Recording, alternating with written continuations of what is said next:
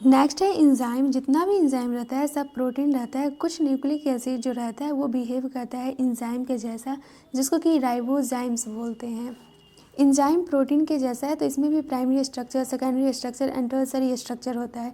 Enzyme का जो tertiary structure होता है, इसका जो बैकबोन प्रोटीन का होता है वो फोल्ड कर जाता है एंड चैन के जैसा क्रिस क्रॉस बना लेता है।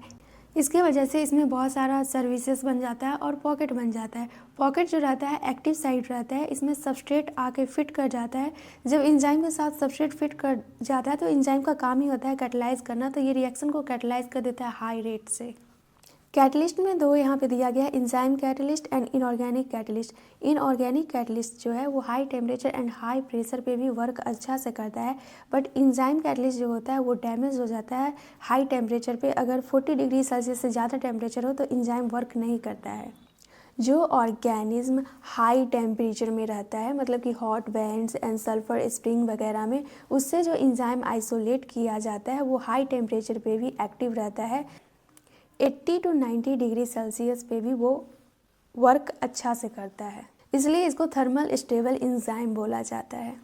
नेक्स्ट है केमिकल रिएक्शन। केमिकल कंपाउंड जो है वो दो टाइप के चेंज में जा सकता है, physical change and chemical change. Physical change में शेप तो चेंज होता है बट उसमें बॉन्ड ब्रेक नहीं होता है, सिर्फ स्टेट का चेंज होता है। तो फर्स्ट एग्जांपल दिया गया है कि आइस मेल्ट करता है वाटर में, एंड सेकेंड एग्जांपल में दिया गया है वाटर का इवोपरेशन। सेकेंड है केमिकल चेंज। तो केमिकल चेंज में बॉन्ड ब्रेक करता है एंड उसमें न्यू बॉन्ड फॉर्म होता है। यहाँ पे दिया गया है inorganic chemical reaction. Barium hydroxide and sulphuric acid जब रिएक्ट करता है तब फॉर्मेशन होता है बेरियम सल्फेट एंड वाटर का। तो यहाँ पे बॉन्ड ब्रेक हुआ है एंड यहाँ पे न्यू बॉन्ड फॉर्म हुआ है। जब स्टार्च का हाइड्रोलाइसिस किया जाता है तो ये कन्वर्ट हो जाता है ग्लूकोज में, इसको बोलते हैं ऑर्गेनिक केमिकल रिएक्शन। नेक्स्ट है रेट। तो रेट का मतलब होता है कि कितना अमाउंट ऑफ प्रोडक्ट बन रहा है पर यूनिट टाइम में। रेट को हम वेलोसिटी बोल सकते हैं, लेकिन जब डायरेक्शन स्पेसिफाई हो तब। नेक्स्ट है जब 10 डिग्री सेल्सियस टेम्परेचर इंक्रीज करते हैं तो रेट डबल हो जाता है, and 10 degree Celsius temperature decrease करते हैं तो रेट हाफ हो जाता है। इस रिएक्शन में कैटलिस्ट का यूज़ बताया गया है कि ये कितना इम्पोर्टेंट है। जब कार्बन डाइऑक्साइड का रिएक्शन वाटर से करवाते हैं तो फॉर्मेशन होता है कार्बोनिक एसिड। कार्बोनिक एसिड होता है H2CO3। ये है इंजाइम कैटलिस्ट। जब इंजाइम कैटलिस्ट को नहीं लिया जाता है, मतलब कि एब्सेंट रहता है, तो 1 आवर में 200 मॉलिक्यूल का फॉर्मेशन होता है। मतलब कि 1 आवर में ओनली 200 मॉलिक्यूल्स बनता है कार्बोनिक एसिड का। जब इसमें कैटलिस्ट प्रेजेंट रहता है तो एवरी सेकेंड में 6 लाख मॉलिक्यूल बनता है कार्बोनिक एसिड का। इससे यही पता चलता है कि रिएक्शन रेट को इंक्रीज कर दिया है 10 मिलियन टाइम्स कैटलिस्ट। 1000 टाइप का इंजाइम रहता है जो कि रिएक्शन को कैटलाइज करता है, केमिकल या मेटाबॉलिक रिएक्शन को। मल्टी स्टेप रिएक्शन होता है तो एवरी स्टेप को कैटलाइज करता है सेम इंजाइम कॉम्प्लेक्स या फिर डिफरेंट इंजाइम, जिसको कि मेटाबॉलिक पाथवे बोलते हैं। एग्जांपल दिया गया है ग्लूकोज। ग्लूकोज में मल्टी स्टेप केमिकल रिएक्शन होता है तो इसमें 10 इंजाइम का यूज़ किया जाता है, एंड ये ग्लूकोज जो रहता है ये पायरुविक एसिड में कन्वर्ट हो जाता है। 1 ग्लूकोज से 2 मॉलिक्यूल पायरुविक एसिड का फॉर्मेशन होता है। यहाँ पर ओनली रेस्पिरेशन के बारे में दिया है। लैक्टिक एसिड का फॉर्मेशन होता है एंड इथेनॉल वगैरह का फॉर्मेशन होता है एनरोबिक कंडीशन में, यही सब इसमें दिया गया है जो कि हम रेस्पिरेशन चैप्टर में पढ़ चुके हैं। नेक्स्ट है how do enzyme bring about such high rates of chemical reaction. मतलब कि इंजाइम कैसे रिएक्शन को इतना फास्ट कर देता है। केमिकल कन्वर्ट हो जाता है प्रोडक्ट में, उसको सबस्ट्रेट बोलते हैं। यहाँ पे देख सकते हैं सबस्ट्रेट कन्वर्ट हो गया है प्रोडक्ट में। रिएक्टेंट से प्रोडक्ट बनता है तो उसके बीच में इंटरमीडिएट का फॉर्मेशन होता है, और वो इंटरमीडिएट जो रहता है वो अनस्टेबल होता है, एंड स्टेबिलिटी जो रहता है ये रिलेटेड रहता है एनर्जी से।